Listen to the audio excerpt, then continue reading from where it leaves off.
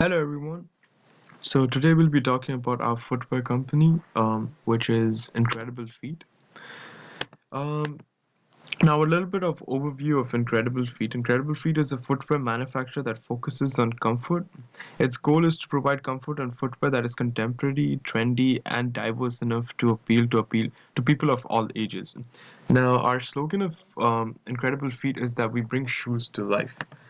Now the vision of our company is to offer quality and comfortable footwear for people at affordable prices and proving excellent service for our products to become one of the most and best trusted companies in the industry, and our product becomes their first choice. Now we only are not talking about making money off company, but also we're more reliable and based on giving comfort and excellent customer service provided to the customers after they purchase our product.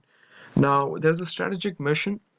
Is That Incredible Feet its main motive is to give consumers with a comfortable, fashionable, urban environment in which they may express their artistic and playful side, and do it faster than any other firm in the industry. Now, we are we also want to be on top of with all of our competitors in the industry.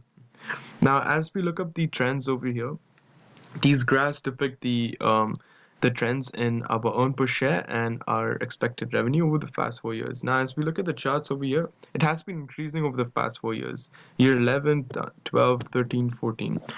And if you see on the right corner of the screen, it says our earn per share, as you could see, it's 3.2 and it's ended up to 4.19. Now, the trends in stock price and market share, as we see, it's from year 11 to year 14, it has been increasing and is still increasing, which is a good sign and which benefits the customer for the company. Now, the relation with the shareholders is the one main critical point where, so let's say the company will use the IPO, which is the initial public offering technique for its stock offering, which will be used to the general public for pledge. Now, the company will issue 500 shares in the market through an initial public offering in the second year, followed by another year of 300 shares the next year. Now, shareholders will get a 10% dividend on their shares. Now, these are the relationships with the shareholders from our company, from Incredible Feet. That's how the deal with the shareholders have been made.